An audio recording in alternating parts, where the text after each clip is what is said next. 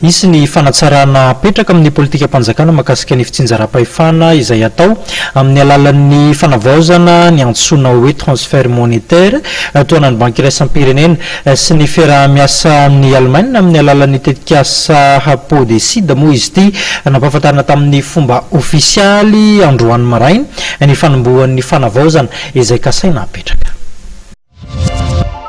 Dingana goavana eo amin'ny siratry ny fanamafisan'orina ny fametrahana fitsinjaram-pahefana tena izy noho ny tanterana androany teny amin'ny trano fandraisam-bahiny Carlton.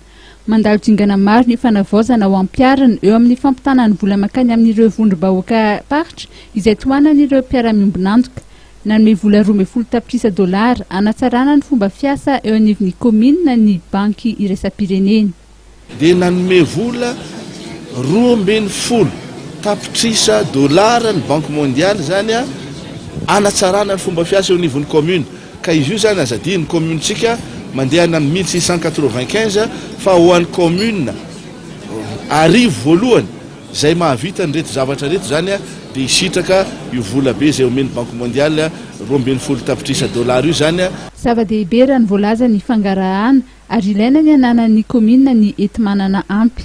Hisy raha ny fantatra ny fanadiadiana hatao ahafantarina ny zava-misy marina eto Madagasikara. Le fanadiadiana ataontsika izao no ezahantsika hamerana hoe inona ny fomba hitsinjarana ny subvention moa fetotsika anazy mankany amin'ny commune.